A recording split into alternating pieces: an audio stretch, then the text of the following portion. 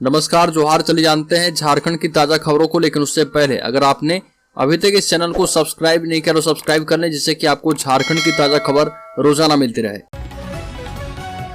पहली बड़ी खबर, कोल्हान में फिर से फटा आईडी बम। जलावन के लिए सूखी लकड़ी चुनने गई थी महिला। पश्चिमी सिंहभूम जिले के कोल्हान जंगल के इलाके में आईडी की चपेट में आने से एक और ग्रामीण महिला की मौत हो गई। महिला का नाम गांगी सुरीन बताया जा रहा। घटना सुबह घटी जब महिला जलावन के लिए सूखी लकड़ी चुनने जंगल की तरफ गई थी।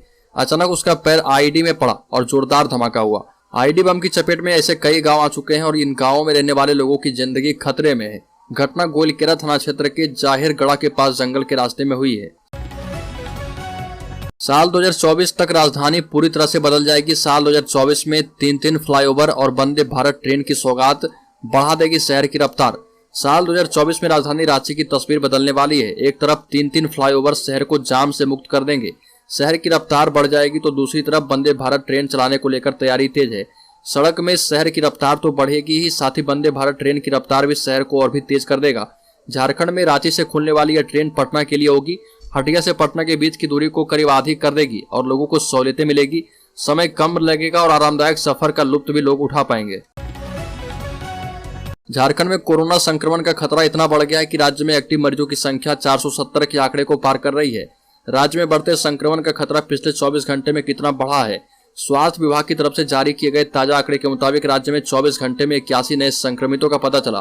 पिछले 24 घंटे में सबसे ज्यादा संक्रमित मरीज पूर्वी सिंहभूम जिले से मिले हैं, जहां संक्रमण के 29 नए मामले सामने आए। इसके बाद सरायकेला में सबसे ज्यादा संक्रमित मिले हैं।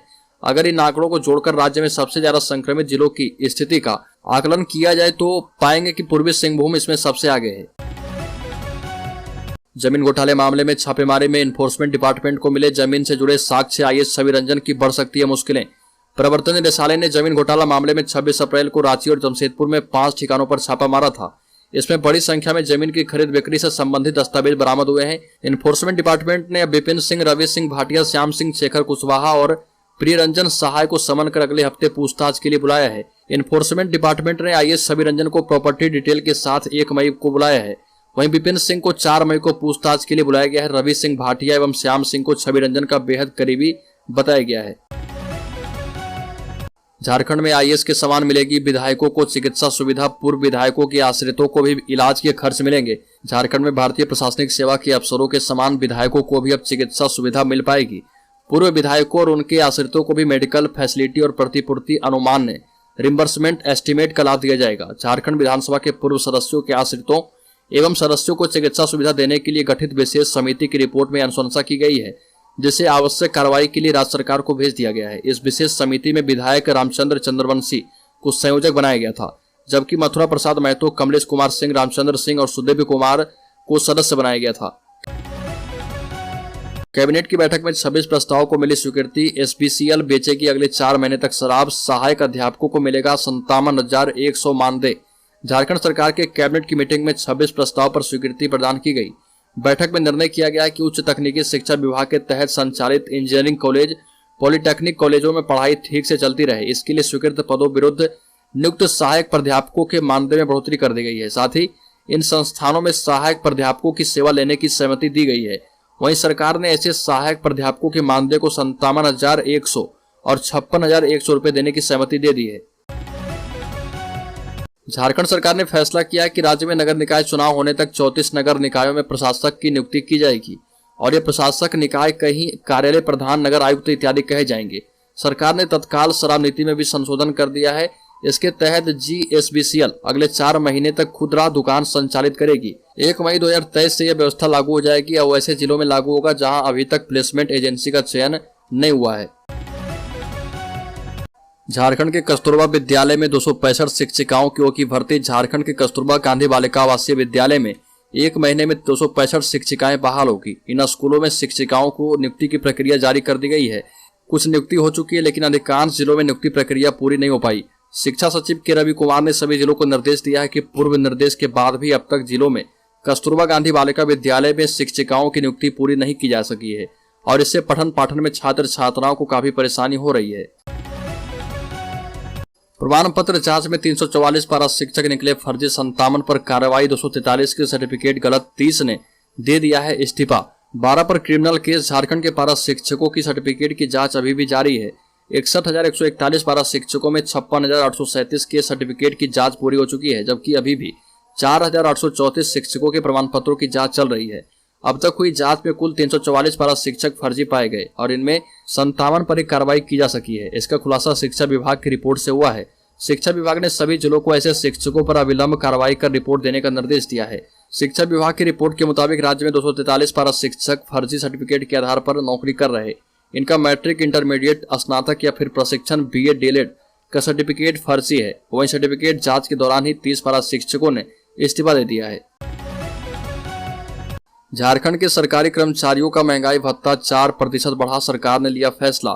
झारखंड सरकार ने बृहस्पतिवार को अपने कर्मचारियों एवं पेंशन भोगियों का महंगाई भत्ता इस वर्ष 1 जनवरी से 4% बढ़ाकर 42% करने का फैसला किया है। झारखंड की मंत्रिमंडल सचिव वंदना डाडेल ने जहां मीडिया कर्मियों को बताया कि मुख्यमंत्री हेमंत सोरेन की अध्यक्षता में हुई राज्य मंत्रिमंडल की बैठक में यह फैसला किया गया। राज्य सरकार को वेतन भुगतान पर 441 करोड़ 52 लाख रुपए अतिरिक्त व्यय करना होगा।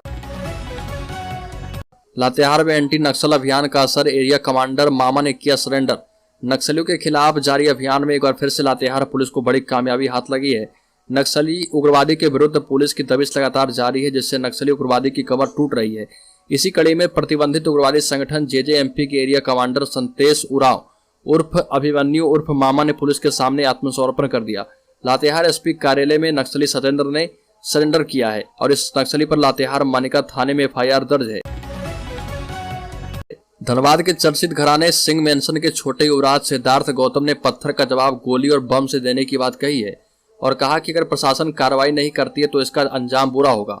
कोयलांचल के जाने माने चर्चित घराने में से एक सिंह मेंशन के छोटे युवराज और जेल में बंद पूर्व विधायक संजीव सिंह के छोटे भाई सिद्धार्थ गौतम ने एक बार धमकी भरा बयान दिया और कहा कि मेरे पदाधिकारी के घर पर हमला करने वालों पर अगर प्रशासन कार्रवाई नहीं करती है तो पत्थर का जवाब गोली और बम से दिया जाएगा।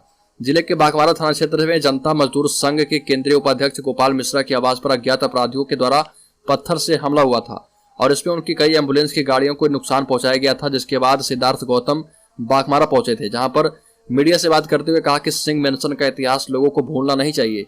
जिन्होंने भी ऐसा काम किया वह सिंह मेंशन के इतिहास को जान लें। प्रशासन को चुनौती देते हुए कहा कि अगर प्रशासन समय रहते उचित कार्रवाई नहीं करती है तो पत्थर का जवाब गोली और बम से सिंह मेंशन देने का काम करेगा।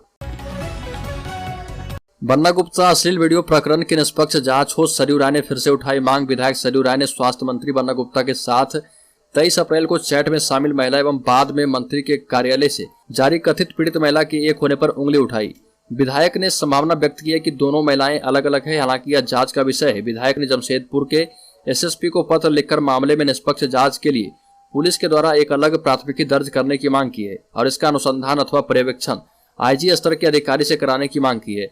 सरयू राय ने बताया कि पुलिस ने दर्ज प्राथमिकी को जमशेदपुर पुलिस ने न्यायालय में भेज दिया है। जांच का बिंदु पुलिस के द्वारा सार्वजनिक नहीं किया गया है और यह वीडियो राज्य सरकार के स्वास्थ्य मंत्री से संबंधित है, जो जमशेदपुर पश्चिम से विधायक हैं। SSP को भेजे पत्र में विधायक ने अलग अलग 9 बिंदुओं पर तथ्य दर्शाते हुए निष्पक्ष जांच की मांग की है। JDU प्रदेश अध्यक्ष से मिले हेमंत सोरेन, झारखंड में विपक्षी एकता की कवायद हुई तेज। मुख्यमंत्री हेमंत सोरेन मंत्रालय में बिहार से राज्यसभा सांसद सह जदयू के झारखंड प्रदेश अध्यक्ष खीरू महतो से मुलाकात की। CM हेमंत सोरेन ने कहा कि लोकसभा चुनाव में भाजपा विरोधी दलों को एक मंच पर लाने की कवायद चल रही है। इस मुहिम में झारखंड मुक्ति मोर्चा भी साथ देगा। जल्द ही नीतीश कुमार, तेजस्वी यादव समेत अन्य विपक्षी दलों के नेताओं से उनकी औपचारिक मुलाकात होगी। हालांकि CMO की ओर से इस बैठक को शिष्टाचार भेंट बताया गया। प्रदेश प्रवक्ता सागर कुमार ने बताया कि मुख्यमंत्री से मुलाकात सार्थक रही। प्रदेश के विकास और जनहित के विषय को लेकर लंबी बातचीत हुई है। झारखंड के 44% छात्रों को नहीं मिली छात्रवृत्ति, शिक्षा विभाग ने दिए जांच के आदेश। मुख्यमंत्री विशेष छात्रवृत्ति योजना का लाभ छात्र छात्राओं को नहीं मिल पा रहा। राज्य के निर्धारित छात्र छात्राओं की संख्या में से 44% को योजना की राशि नहीं मिली है और इसमें सबसे पिछड़ी हजारीबाग जिला है। हजारीबाग के अलावा कोडरमा, पलामू, सिमडेगा, साहिबगंज, लातेहार, बोकारो में 50% से भी कम छात्र छात्राओं के बीच छात्रवृत्ति का वितरण किया गया। झारखंड के सभी नगर निकाय के निर्वाचित प्रतिनिधियों का कार्यकाल खत्म। CM हेमंत सोरेन ने कहा कि जल्द कराएंगे चुनाव। झारखंड के सभी 34 नगर निकाय परिषद के निर्वाचित प्रतिनिधियों का कार्यकाल खत्म हो गया है। इनकी सभी शक्तियां और कार्य प्रशासन को सौंपने का निर्णय किया गया। वहीं नगर निकाय चुनाव नहीं हो पाने और निकायों की अवधि समाप्त हो जाने पर मुख्यमंत्री हेमंत सोरेन ने कहा कि कई कारणों से नगर निकाय चुनाव नहीं हो पाए हैं। और ये जल्द कैसे इसका प्रयास किया जाएगा। सीएम हेमंत सोरेन ने कहा कि राज्य के विकास की जो कड़ी जोड़ने की आवश्यकता है उसे जोड़ने का लगातार प्रयास किया जा रहा। मंत्री परिषद की सहमति के बाद सरकार ने राज्य के 34 निकाय परिषद यानी बोर्ड के निर्वाचित प्रतिनिधियों का कार्यकाल समाप्त कर सभी शक्तियां और कार्य प्रशासन को सौंपने का निर्णय किया है। कोलकाता में विश्व सरना धर्मकोड जनसभा का होगा आयोजन, देश विदेश के आदिवासी करेंगे शिरकत, बोले सालखन मुर्मू। कोलकाता के ब्रिगेड परेड मैदान में आगामी 30 जून को विश्व सरना धर्मकोड जनसभा का आयोजन किया जाएगा। इस मौके पर पूर्व सांसद सालखन मुर्मू ने कहा कि कोलकाता के ब्रिगेड मैदान में विश्व सरना धर्मकोड जनसभा का आयोजन कर लाखों लोगों के बीच आदिवासी आजादी के लिए आदिवासी क्रांति का बिगुल फूंका जाएगा। साथ ही साथ आपको बता दें कि इसको सफल बनाने के लिए पश्चिमी सिंहभूम के चक्रधरपुर शहर स्थित भारत भवन चौक पर आदिवासी सिंगल अभियान के राष्ट्रीय अध्यक्ष सह पूर्व सांसद सालखन मुर्मू ने पत्रकारों से बातें कही। झारखंड हाईकोर्ट ने धनबाद के जज रहे उत्तम आनंद की मौत के मामले में सीबीआई से मांगी रिपोर्ट। झारखंड हाईकोर्ट के चीफ जस्टिस संजय कुमार मिश्र की अध्यक्षता वाली खंडपीठ में बहुचर्चित धनबाद के जज रहे उत्तम आनंद की मौत मामले में कोर्ट ने स्वतः संज्ञान पर सुनवाई की। खंडपीठ ने सीबीआई को निर्देश दिया है कि इस मामले में बृहत षड्यंत्र को देखते हुए इंटरपोल से मदद लेने के मामले में केंद्र सरकार के गृह मंत्रालय की अनुमति मांगी गई थी और उसकी अद्यतन स्थिति क्या है। कोर्ट ने मामले की अगली सुनवाई 18 मई निर्धारित कर दी है। कोर्ट ने सीबीआई से पूछा है कि व्हाट्सएप चैट्स हासिल करने के लिए गृह मंत्रालय से अनुमति मिली है या नहीं। 6 सूत्री मांग को लेकर 3 प्रखंडों की आंगनबाड़ी सेविकाओं ने दिया धरना। मौके पर बबीता देवी ने कहा कि सरकार आंगनबाड़ी सेविकाओं के लिए रूल बुक बनाए, आंगनबाड़ी सेविकाओं को श्रमिक का दर्जा मिले, सेविका की मासिक वेतन 3,000 नहीं बल्कि 30,000 किया जाए, सहायिका का 20,000 करने, मानदेय के स्थान पर वेतनमान देने एवं केंद्र सरकार के द्वारा 2011 के लघु आंगनबाड़ी सेविकाओं को पर्यवेक्षक के पद पर नियुक्त करने, सेविकाओं को महंगाई के मुताबिक भत्ता सुविधा देने और साथ ही साथ भविष्य निधि एवं पोषण अपलोड करने के लिए एंड्रॉयड मोबाइल की व्यवस्था दे। अश्लील वीडियो प्रकरण मामले में सीपी सिंह की बन्ना गुप्ता को चुनौती, कहा कि हिम्मत है तो सीबीआई जांच की मांग उठाएं। झारखंड में मंत्री बन्ना गुप्ता के आपत्तिजनक वीडियो प्रकरण के बाद आरंभ हुआ आरोप प्रत्यारोप का दौर थमने का नाम नहीं ले रहा। 2 दिन पूर्व एक वीडियो कॉल की शिकायत लेकर सामने आई राज्य सरकार के पूर्व मंत्री और रांची के विधायक सीपी सिंह ने बन्ना गुप्ता को चुनौती दी है और वीडियो प्रकरण की सीबीआई जांच की मांग उठाई और दावा किया कि बन्ना गुप्ता पूरे मामले की लीपापोती में लग गए हैं। सीपी सिंह यहाँ तक बोले कि किसी की व्यक्तिगत जिंदगी पर टीका टिप्पणी नहीं करता, लेकिन जमाना कुछ ऐसा हो गया है कि लोग शराफत को कमजोरी समझने की अक्सर भूल कर बैठते हैं।